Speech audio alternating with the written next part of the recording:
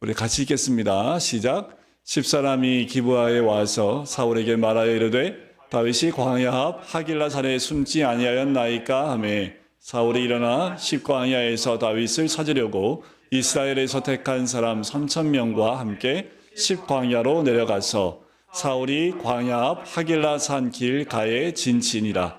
다윗이 광야에 있더니 사울이 자기를 따라 광야로 들어옴을 알고 이에 다윗이 정탐꾼을 보내어 사울이 과연 이룬 줄 알고 다윗이 일어나 사울이 진친 곳에 이르러 사울과 네레의 아들 군사령관 아브넬이 머무는 곳을 본즉 사울이 진영 가운데에 누웠고 백성은 그를 둘러 진쳤더라.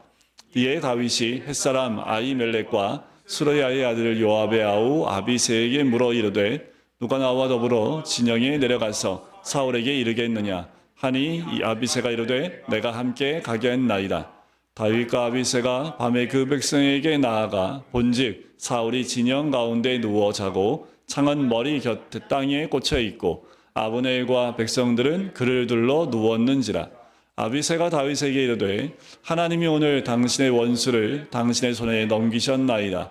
그러므로 청하오니 내가 창으로 그를 찔러서 단번에 땅에 꽂게 하소서. 내가 그를 두 번 찌를 것이 없으리이다 하니 다윗이 아비새에게 이르되 죽이지 말라. 누구든지 손을 들어 여호와의 기름 부음 받은 자를 치면 죄가 없겠느냐 하고 다윗이 또 이르되 여호와께서 살아계심을 두고 맹세하노니 여호와께서 그를 치시리니 혹은 죽을 날이 이르거나 또는 전장에 나가서 망하리라.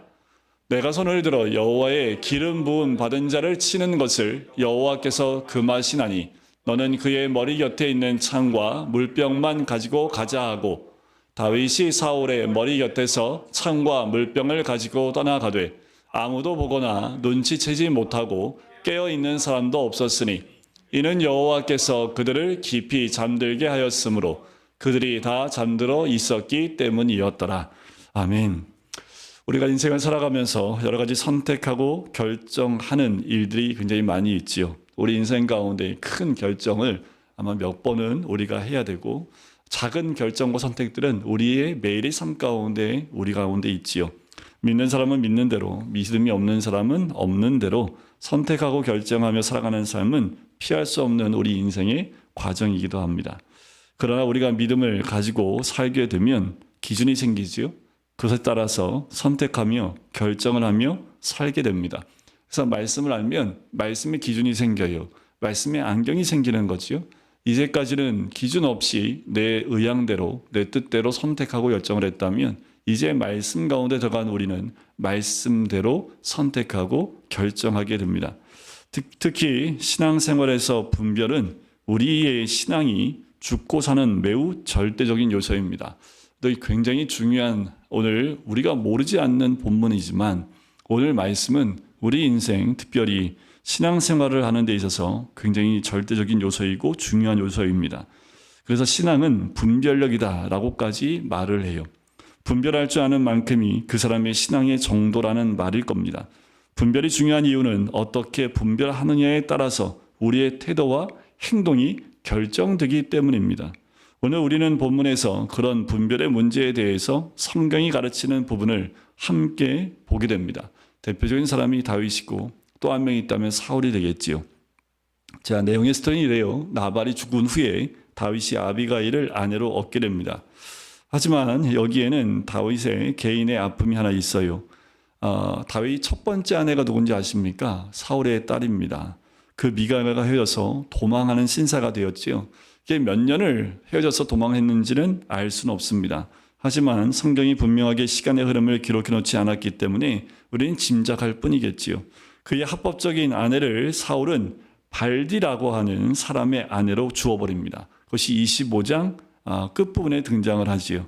이것은 다윗에 대한 분명한 모욕일 수밖에 없습니다. 우리는 오늘 본문을 볼 때 이 사실을 염두에 두고 읽을 필요가 있어요. 왜냐하면 다윗의 마음이 어떠한지를 짐작해 볼 수 있습니다. 다윗이 이 소식을 들었을 때 기분이 몹시 상했을 것은 분명합니다. 이런 와중에 십에 있는 사람들이 또다시 사울에게 다윗이 있는 곳을 밀고 해요. 사울이 다시 3,000명의 군사를 일으키지요. 다윗을 잡으러 왔습니다. 다윗은 정탐을 보내서 사울과 그 군대의 움직임을 파악한 후에 밤이 되자 그들 진영으로 들어가 볼 생각을 하지요. 그래서 지원한 아비새를 데리고 사울의 진영에 들어갑니다. 사울은 물론 모든 그 군대 정 가운데에 장수들과 군인들도 하나같이 다 가운데 있는 사울을 중심으로 진을 쳤는데 다 깊은 잠에 들어버렸습니다. 다윗과 아비새는 잠자는 사울 왕까지 가는데 별 어려움 없이 들어가게 됩니다. 지금 한참 다윗의 마음을 상할 대로 상하게 했던 사울 왕, 그가 지금 눈앞에 누워 자고 있는 거지요. 원수도 이런 원수는 없습니다. 지난번에 어떻게 한번 살려줬더니 울고불고 하면서 소리 치면서 뉘우쳤지요. 그리고 결국 이 인간이 그에게 돌려준 건 더 뭐예요? 살려줬으니 이제 내 아들아 내 아들 하면서 그렇게 울어댔음에도 불구하고 다시 그보다 더 큰 상처를 준 것을 보게 됩니다. 다윗이 봤을 때 사울은 원수 중에 원수일 수 있겠지요. 어떻게 해야 될까요? 다윗의 심정을 아는지 아비새는 다윗에게 이렇게 얘기하지요.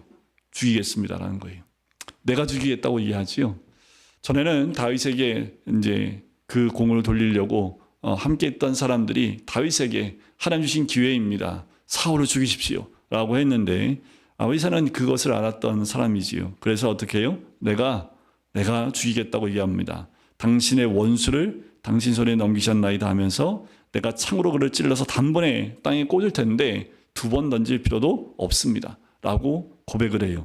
이미 다윗이 하나님의 기름 부음 받은 왕 사울을 향해서 가진 원칙을 알고 있다는 것을 짐작해 볼 수 있습니다. 이때 분별이 필요하죠.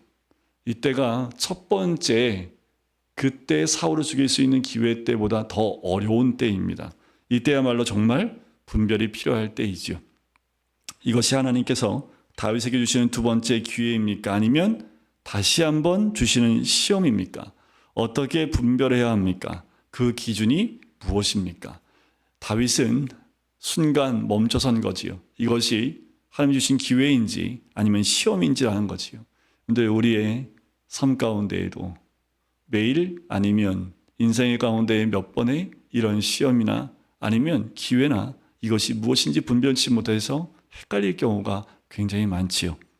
먼저 우리가 생각할 것은 다윗이 처음으로 사울을 죽일 수 있는 기회를 포기했을 때 사울에게서 무엇을 기대했는가라는 거지요. 기대했겠지요. 이제 더 이상 사울이 나를 죽이려 하지 않겠지라는 기대를 했을 겁니다. 그만큼 다윗에겐 실망감이 더 컸겠지요. 거기에다가 자기의 합법적인 아내를 다른 사람의 아내로 줘버린 사건까지 있었다라는 거지요. 사울은 악으로 선을 갚았습니다. 사울을 향해서 가진 비현실적인 기대가 큰 만큼 다윗은 이 두 번째 기회 혹은 두 번째 시험을 이기기가 어려웠을 겁니다. 그러나 성도 여러분, 우리가 성경에서 배우는 믿음은 비현실적인 기대가 아닙니다.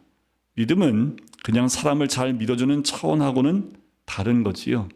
우리가 믿음이 좋다고 해서 사람을 믿는 그 믿음까지 거기에 포함시킬 수는 없다라는 거지요.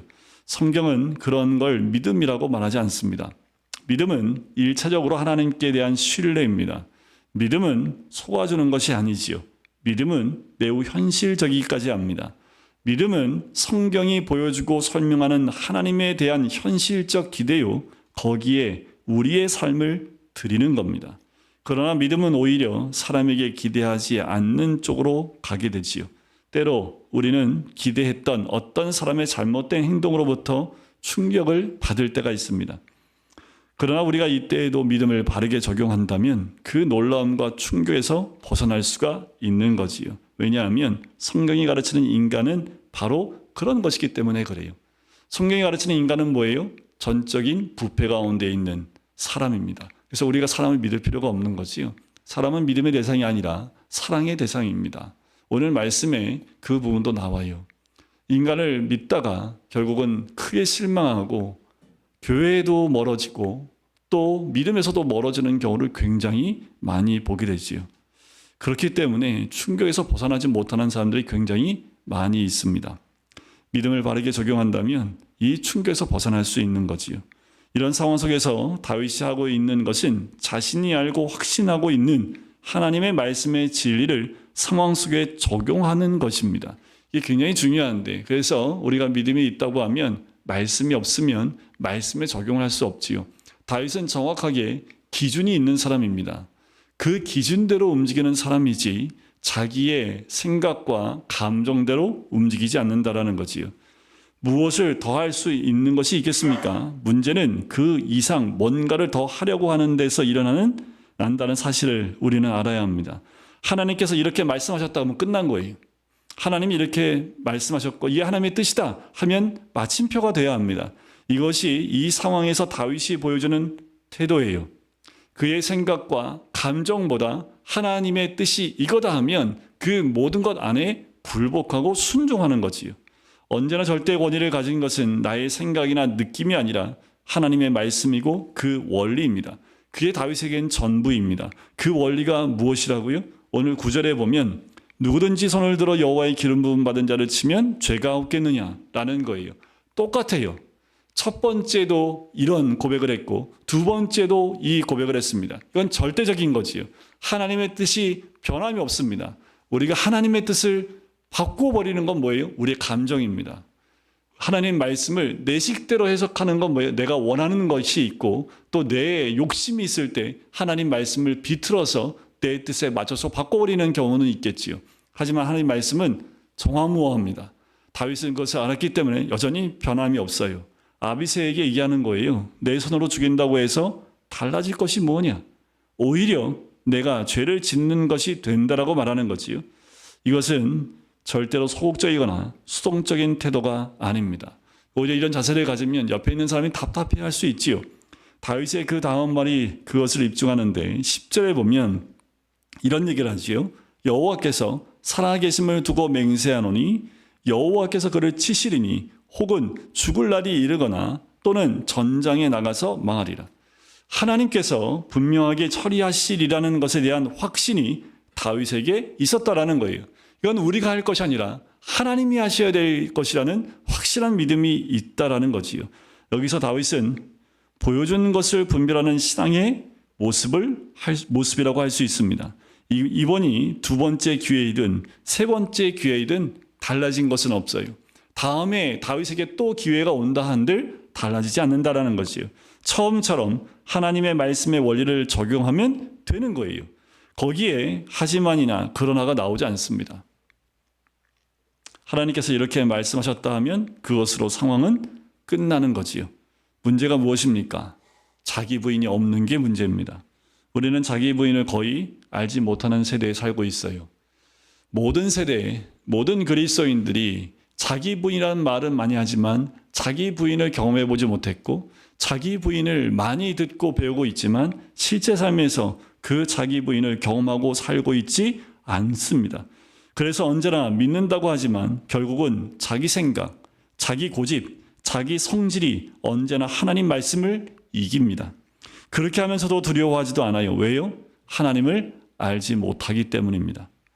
성경이 11에서 한 가지 해설을 덧붙이고 있는 것이 우리의 주목을 끄지요. 그 12절에 보면 중간에 이게 나오죠. 이는 여호와께서 그들을 깊이 잠들게 하셨으므로 그들이 다 잠들어 있었기 때문이었더라. 자, 이것은 하나님께서 다윗을 시험하시기 위해서 주신 상황이었음을 알 수 있지요.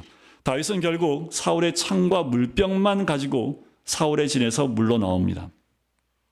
여러분 생각해 보세요. 그 부하들 봤을 때 얼마나 답답했을까요? 아니 입에다가 떠먹여줬는데도 못 먹어요. 씹지도 않고 뱉어버려요. 왜 이거 하나님 뜻 아니라고. 그러니까 얼마나 답답해요. 아니 그러면 창하고 물병만 가지고 가는 이 환경을 하나님이 도대체 왜 주셨습니까? 라고 반문하고 있는 것이 아마 옆에서 째려보고 있었을 거예요. 아비새가. 계속 째려보면서 아유 내가 저걸 주군이라고 내가 지금 믿고 있으니 아니 한순간에 내가 지금 이 나라의 장군으로 설 수 있는 기회가 눈앞에 있는데 마치 여러분들 예수님의 12제자가 오병이어 사건 가운데 예수님을 왕으로 세우려고 했던 12제자하고 별반 다르지 않았을 겁니다. 다윗이 보여주는 태도야말로 하지만 하나님께서 기뻐하시고 하나님 마음에 드는 태도인 거지요. 다윗은 철저하게 매 순간 하나님의 권위를 철저하게 의식하고 있었고 그 권위를 존중하여 선택하고 결정했습니다. 마치 하나님이 나와 함께 계신 것처럼 그래서 하나님이 원하시는 것을 선택하고 결정하고 주님의 그 권세에 온전히 복종하는 모습이지요. 우리가 하나님의 권위를 인정하고 존중한다면 분별이 아주 쉬워집니다. 그래서 분별은 사실 순종의 문제인 겁니다. 분별은 순종과 함께 가지 않으면 분별한다고 얘기할 수 없지요. 두 번째 분별은 지금 내가 당하고 있는 모든 상황이 하나님께로부터 일어난 일인가 아니면 몇몇 못된 사람들을 통해서 일어난 일인가 하는 문제예요. 즉 지금 내가 이렇게 쫓기고 있는 이런 비참한 상황이 하나님께서 사울을 부추겨서 그렇게 하게 하신 일인가 아니면 그저 사울 주변에 못된 간신배들의 부추김에 의해서 된 것인가 하는 생각이 다윗에게 있었을 겁니다. 이것이 다윗이 19절에서 사울에게 말하는 내용이에요. 19절도 좀 긴데 같이 한번 읽어볼까요? 시작. 원하건대 내 주 왕은 이제 종의 말을 들으소서. 만일 왕을 충동시켜 나를 해하려 하는 이가 여호와시면 여호와께서는 재물을 받으시기를 원하시나이다마는 만일 사람들이면 그들이 여호와 앞에 저주를 받으리니 이는 그들이 이르기를 너는 가서 다른 신들을 섬기라 하고 오늘 나를 쫓아내어 여호와의 기업에 참여하지 못하게 함이니이다. 두 가지 중에 하나일 것입니다. 하나님의 뜻이라면 거기에는 여지가 없어요. 하나님의 뜻이 이루어지다라는 것이 다윗의 태도입니다. 지금 이렇게 사울 왕이 나를 잡으러 오는 것이 하나님의 뜻이라면 그 뜻이 이루어질 것입니다. 제물로 자기가 바쳐져야 될 것이라고 말을 하지요. 우리가 어떤 상황을 만나든지 가져야 될 한 가지 중요한 태도가 바로 이겁니다. 하나님의 뜻이 이루어지이다. 예수님 십자가 지시기 전에 겟세마네에서 결론적으로 기도하셨던 게 뭐예요? 하나님의 뜻이 이루어지는 겁니다. 이게 결론인 거예요. 그러나 또 하나의 변수가 있지요. 인간들이 악심으로 사울을 부추기는 것이라면 그들은 하나님의 저주를 받아야 한다고 단호하게 말합니다. 하나님께서 갚으실 것이라고 말을 하지요. 우리가 만나는 모든 상황 속에서 생각하고 분별해야 하는 또 하나의 기준이 이것입니다. 이것이 하나님으로 말미암은 것인가 아니면 사람들이 하는 짓인가 하는 거예요. 전자라면 간단합니다. 그 뜻대로 돼야 하지요. 그러나 사람들로 말미암은 것이라면 그들이 하나님의 심판을 받게 될 것입니다. 여기서 다윗이 붙들고 가는 것이 무엇입니까? 하나님의 주권이에요. 신앙은 본질적으로 하나님의 주권을 믿는 겁니다. 하나님이 원하시는 대로 하실 뿐 아니라 모든 악을 심판하시고 바로 잡으신다라는 것을 믿는 거예요. 여러분들 이것이 우리의 믿음이어야 합니다.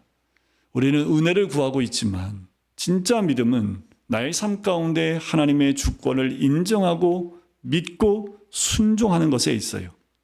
우리가 믿는 것은 악인들의 소망이 맞을지라도 하나님께서 그것을 허용하심으로 자기 자녀들의 괴로움을 더하게 한다면 반드시 하나님께서는 그 일을 통해서 이루실 우리 유익한 뜻을 가지고 계시다라는 거예요. 때로는 악한 사람들에 의해서 믿는 사람들의 고난을 주는 환경을 하나님이 허락하셨다면 그것은 믿는 사람들의 유익함을 주기 위한 하나의 모습이라는 거지요. 이 분별은 우리를 하나님의 선하심에 대한 깊은 신뢰로 우리를 데리고 가요. 이것이 분별의 열매이기도 하지요. 이렇게 말하지 않는 거예요. 어떻게 하나님이 내게 이렇게 하실 수 있나? 여러분들 이 말 자체가 뭐냐면 하나님의 주권을 인정하지 않겠다라는 거예요. 그런데 우리 삶 가운데 하나님의 주권이 없는 데가 어디 있습니까? 우리 삶의 고난이나 기쁨이나 슬픔이나 생사고랑 모든 것 가운데 하나님의 주권이 미치지 않는 곳이 어디에 있습니까? 그러니까 우리가 늘 고백해야 될 것은 하나님의 뜻이 이루어지는 겁니다. 하나님 알지 못하면 영적인 분별을 할 수가 없어요. 그러나 여기서 끝나게 되지 않지요. 우리는 또 이렇게 말하는데 익숙합니다. 저 인간이 도대체 왜 나한테 이러는가라는 거예요. 싸움의 대상에 대한 분별입니다. 이게 굉장히 중요한데 누구와 싸워야 되냐라는 거지요. 종종 우리가 인생을 낭비하고 엉뚱한 싸움에 우리 자신을 내어주게 되는 것은 싸움의 대상이 누구인지를 알지 못하기 때문에 그래요.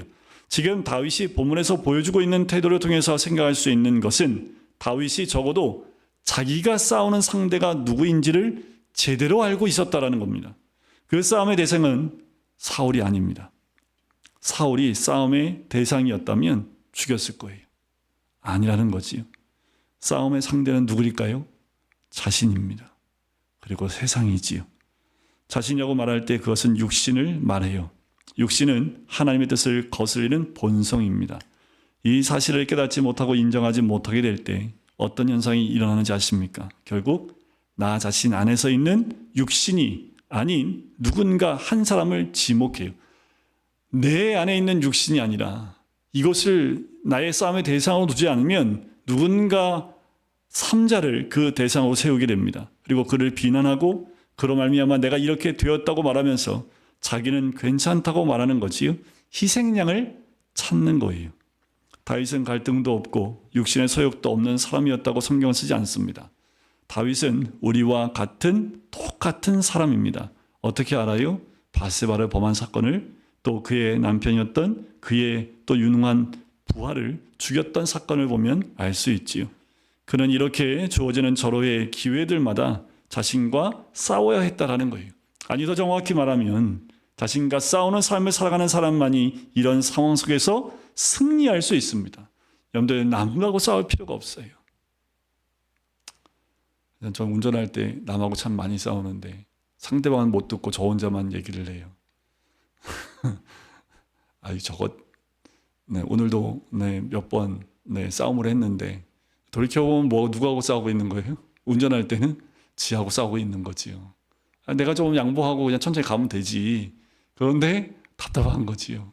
그래서 늘 싸워요.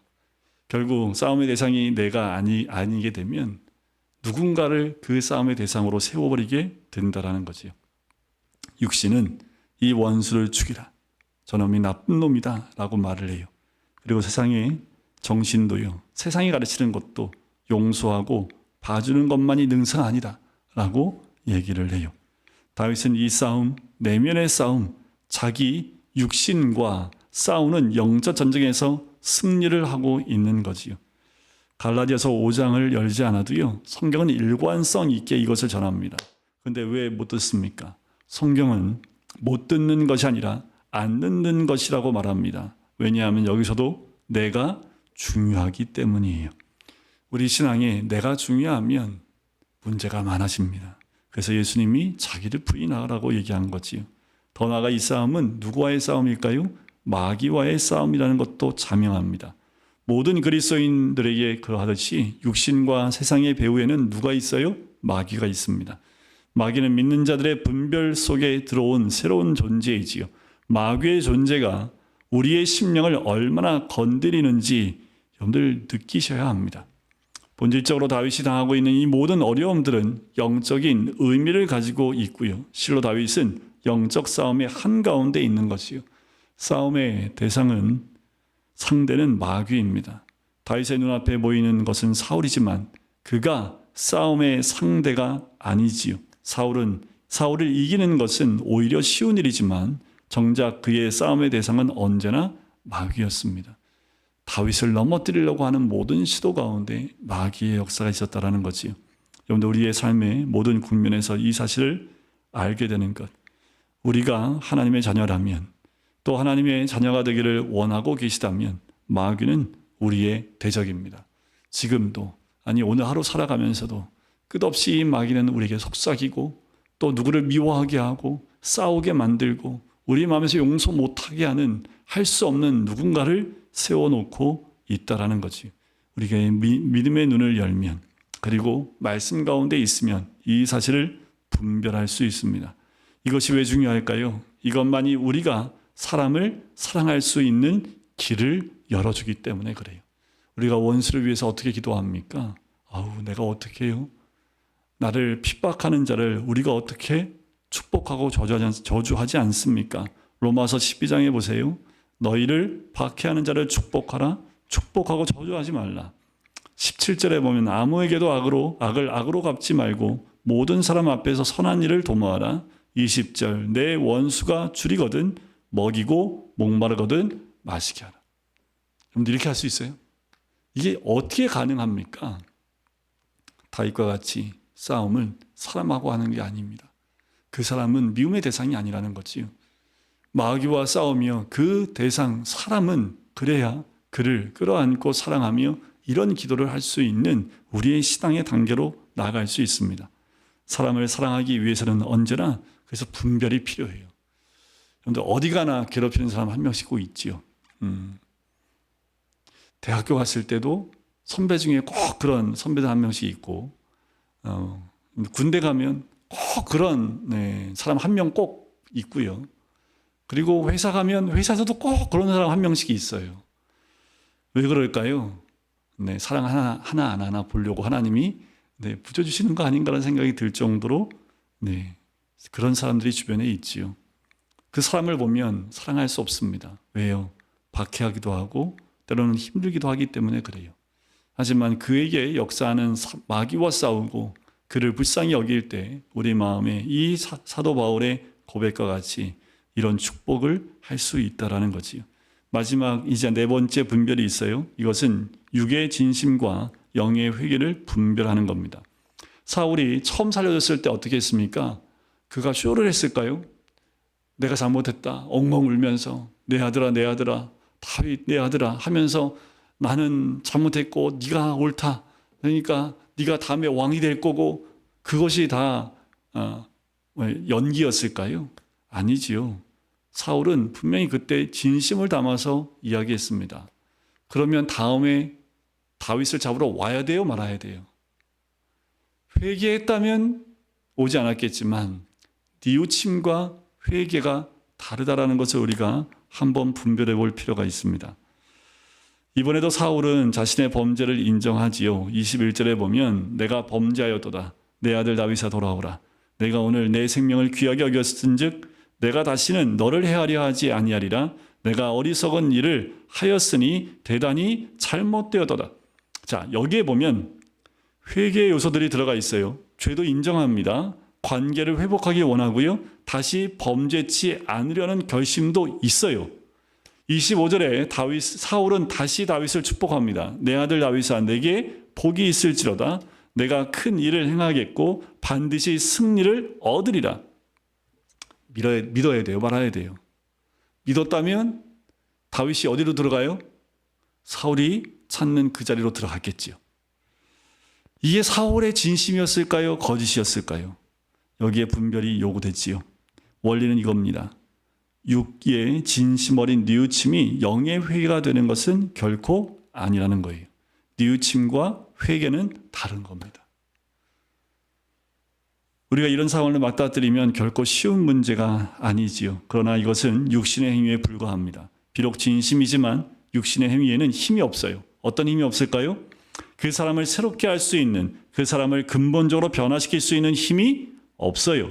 사람이 변화되는 것은 누구를 통해서만 가능합니까? 성령의 역사로만 가능합니다. 이 변화는 근본적인 변화, 죄의 종에서 해방되어 하나님의 자녀가 되는 변화를 말합니다. 이런 점에서 중생과 회개는 성령의 역사로만 가능한 거예요. 여러분들 분별하실 필요가 있습니다. 믿는 척하는 건 척이지 믿는 게 아니지요. 우리가 우리의 신앙도 다시 한번 점검해 볼 필요가 있는 겁니다. 과연 나는 성령 안에서 참 구원의 은혜를 누리고 있는 사람인지 아니면 내 과거에 잘못했던 그 모든 것들을 뉘우침 가운데 그냥 그 뉘우침으로 교회에 나오고 있는지도 분별할 필요가 있고요. 사람을 만날 때도 이런 분별력은 반드시 필요합니다. 그러면 이런 상황에서 다윗이 어떻게 해야 옳게 가는 것입니까? 사울은 지금 뉘우치면서 내 아들 다윗아 돌아오라 라고 말합니다. 그러나 돌아가지 않았지요. 왜냐하면 분별을 하고 있기 때문에 그래요. 어쩌면 다윗은 지금 사울을 믿지 않고 있는 거지요. 비록 사울의 진심 어린 말들과 뉘우침은 그대로 받아들인다 할지라도 사울이 보여주고 있는 것이 영의 회개가 아닌 것을 알기에 다윗은 그에게 가지 않습니다. 비록 다윗이 사울의 악행을 용서한다 할지라도 이것이 다윗으로 하여금 사울에게로 가서 관계를 이전처럼 회복해야 함을 요구하는 것은 아닌 거예요. 한편 이 말씀은 우리 자신에게 어떻게 적용될 수 있을까요? 이것을 우리는 나중에 다윗이 범죄했을 때 보여주는 태도에서 보게 될 것입니다. 다윗은 범죄하고 난 다음에 어떻게 해요? 진정한 회개 가운데 나옵니다. 그리고 성령께 내 영을 새롭게 해달라는 그 기도와 간구로 나가는 것을 보게 돼요. 신자의 전생에는 회개라고 얘기합니다. 마틴 루터가 한 말이에요. 신자의 전생에는 회개라고 얘기해도 맞다라고 얘기한 사람이 마틴 루터입니다. 우리의 신앙은 매일매일 회개로 나가는 거예요. 그리고 날마다 변화되는 거예요. 내 영이 새롭게 되는 것으로 나아가는 거지요. 사울을 한번 볼까요? 무분별한, 분별력이 없는 사울. 다윗 그는 분별력이 있는 사람임을 성경이 증명해 주고 있지요. 그러나 너무 안타까운 것은 그와 대조되는 사울의 모습입니다. 사울이 하나님이 세우신 첫 번째 왕이었지만 유관스럽게 믿음의 사람은 아니었지요. 그는 육의 진심 어린 뉘우침 정도로 자신을 괜찮게 여기고 살았던 전형적인 인물입니다. 하나님이 사울에게 몇 번의 기회를 줘요. 하지만 사울은 이걸 놓쳐버려요. 왜요? 진정한 믿음 가운데 있지 못했고 자기의 육적인 생각에 모든 것이 갇혀 있었기 때문에 하나님 주신 기회를 놓쳐버린다라는 거지요. 그러니 다윗이 이렇게 2번이나 줬던 기회를 그냥 차버립니다. 돌이킬 수 있는 기회를 이렇게 하나님이 다윗을 통해 주셨음에도 불구하고 그는 돌이키지 않는다라는 거지. 그게 귀에 안 들려요. 회개의 마지막 기회도 지나가 버린 거지요. 하나님께서 오늘 우리에게 주시는 기회에 하나님 앞에 나아가셔야 합니다. 여러분, 그 기회가 정말 내 목숨을 살려주시는 그 기회로도 올 수 있어요. 사울처럼. 하지만 때로는 길을 지나다가 문득 생각난 말씀 한 구절로 하나님이 우리에게 귀를 열게 하시고 기회를 주실 때가 있다라는 거지요. 여러분들 그 말씀이 생각날 때, 때로는 말씀이 들릴 때에 죽을 뻔한 데에서 하나님이 나를 살려주셨을 때 빨리 돌이키시라는 거예요. 전에 제가 1대1로 만나서 성경 공부 시켰던 집사님은 목사님 아들이었는데 어떻게 하나님이 살려주셨냐 하면 그때도 정신을 못 차렸는데 자동차를 운전하다가 사고가 났어요. 사고가 났는데 사고 나고 차가 폐차시켰는데 집에 걸어 들어갔답니다.